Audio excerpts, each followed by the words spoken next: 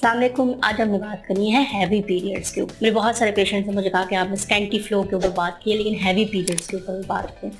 Heavy periods का मतलब ये होता है कि नॉर्मल एक पीरियड्स का जो डेज होते हैं वो 7 डेज होते हैं। या तो आपके दिन ऊपर चले जाएं, 7 दिनों से ज़्यादा आपको ब्लीडिंग हो रही है, ओवरऑल ब्लड लॉस ज़्यादा हो रहा है।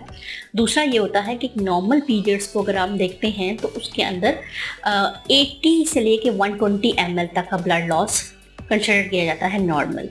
अब एक जो आपका जो है वो पैड होता है, पार्शली सोक पैड जो होता है, उसके अंदर तकरीबन 10 ml होता है, और एक कम्प्लीटली सोक पैड जो होता है उसके अंदर 20 ml होता है। अगर आप पूरे पीरियड्स के अंदर जो आपके वो हुए हैं उसमें अगर आप पार्शली सोक्ड पैड रफली अगर आप 12 यूज़ कर रहे हैं तो इट मीन्स कि ये हैवी पीरियड्स नहीं है। लेकिन इसकी जो लोड रेंज है वो 80 है, यानी 30 से लेके 120 तक नॉर्मल कंसिडर किया जाता है। अगर आप 12 से ज्यादा पार्शली सोक पैड यूज कर रहे हैं, इसका मतलब ये है कि आपको ब्लीडिंग हैवी हो रही है।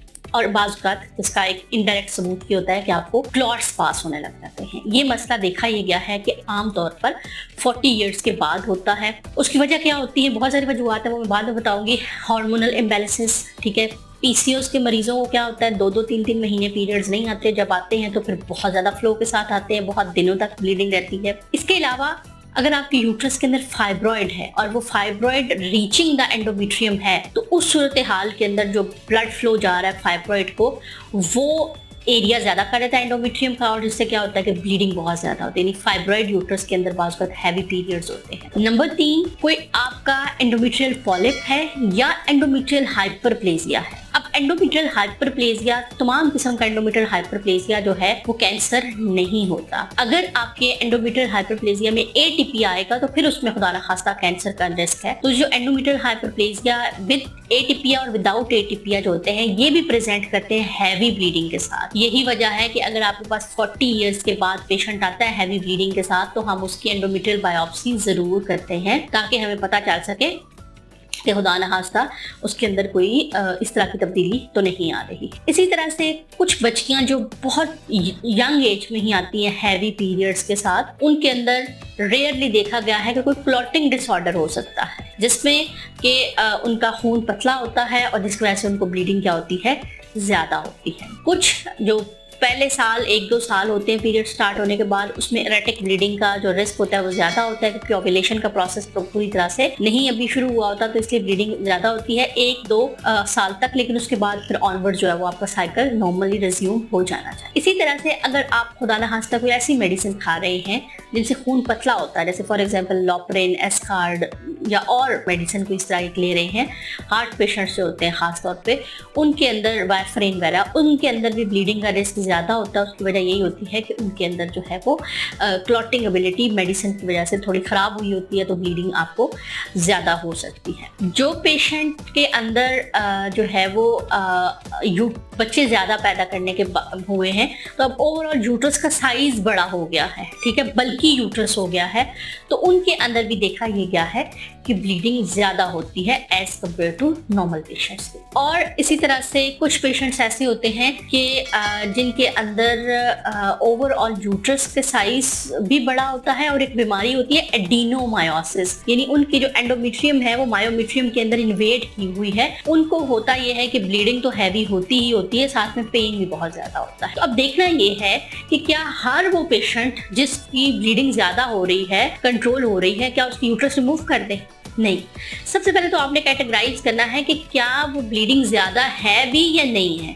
नॉर्मली 80 ml ब्लड लॉस, और बाज़ का तो वो कहते हैं 120 ml ब्लड लॉस भी जो होता है वो एक सिंगल पीरियड साइकिल के अंदर नॉर्मल कंसिडर होता है। आपने सिंपल अगर आपको ब्लीडिंग ज़्यादा हो रही है तो पहले बहुत सारी मेडिकेशंस ऐसी हैं। पहले तो सबसे पहली बात है कि कॉज पता करें, वजह क्या है। कोई फाइब्रॉइड है, कोई पॉलिप पड़ा हुआ है, एंडोमेट्रियल हाइपरप्लेजिया तो नहीं है, कोई एंडोमेट्रियल कैंसर तो नहीं है, इसके अलावा कोई आपका क्लॉटिंग एबिलिटी तो ख़राब नहीं हुई हुई है, वो मेडिसिन की वजह से हो सकती है, मेडिसिन के बगैर भी हो सकती है। एंडीनोमायोसिस तो नहीं, यूट्रस का साइज़ तो नहीं बड़ा हो गया है, या आपने रिसेंटली कोई बेबी डिलीवर किया और अब आप ब्रेस्ट फीड करा रही हैं, उसकी वजह से आपके हार्मोनल इम्बैलेंस हुए और आपको ब्लीडिंग ज़्यादा हो रही है, तो आपने सबसे पहले कॉज देखनी है, उस कॉज को ट्रीट करना है। तकरीबन 40-50% पेशेंट जो होते हैं वो मेडिसिन के साथ ठीक हो जाते हैं, हमें कोई ऑनवर्ड इंटरवेंशन करने की ज़रूरत नहीं पड़ती है।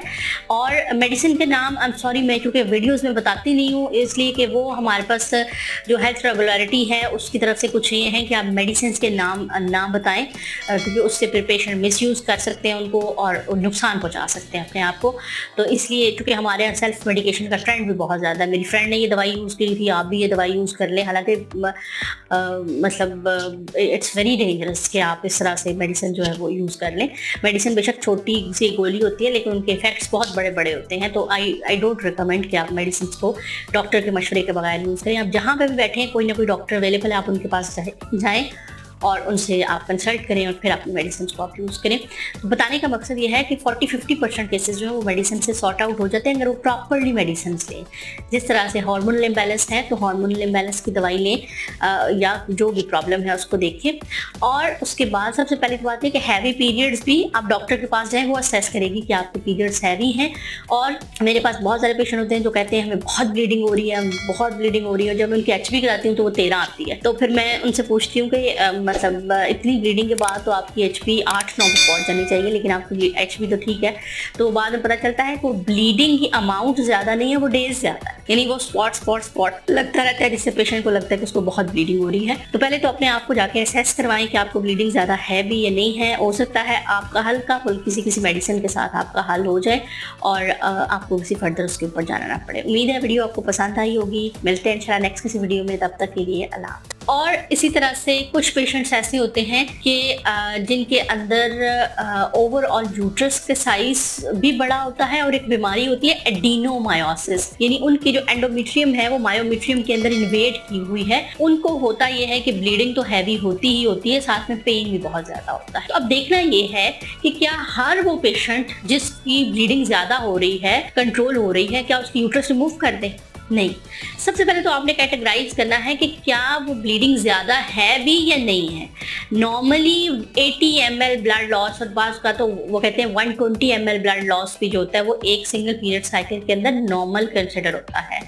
आपने सिंपल अगर आपको ब्लीडिंग ज़्यादा हो रही है तो पहले बहुत सारी मेडिकेशंस ऐसी हैं। पहले तो सबसे पहली बात है कि कॉज पता करें, वजह क्या है। कोई फाइब्रॉइड है, कोई पॉलिप पड़ा हुआ है, एंडोमेट्रियल हाइपरप्लेजिया तो नहीं है, कोई एंडोमेट्रियल कैंसर तो नहीं है, इसके अलावा कोई आपका क्लॉटिंग एबिलिटी तो ख़राब नहीं हुई हुई है, वो मेडिसिन की वजह से हो सकती है, मेडिसिन के बगैर भी हो सकती है। एंडीनोमायोसिस तो नहीं, यूट्रस का साइज़ तो नहीं बड़ा हो गया है, या आपने रिसेंटली कोई बेबी डिलीवर किया और अब आप ब्रेस्ट फीड करा रही हैं, उसकी वजह से आपके हार्मोनल इम्बैलेंस हुए हुए और आपको ब्लीडिंग ज़्यादा हो रही है। तो आपने सबसे पहले कॉज देखनी है, उस कॉज को ट्रीट करना है। तकरीबन 40-50% पेशेंट जो होते हैं वो मेडिसिन के साथ ठीक हो जाते हैं, हमें कोई ऑनवर्ड इंटरवेंशन करने की ज़रूरत नहीं पड़ती है। उम्मीद है वीडियो आपको पसंद आई होगी। मिलते हैं इंशाल्लाह नेक्स्ट किसी वीडियो में, तब तक के लिए अल्लाह।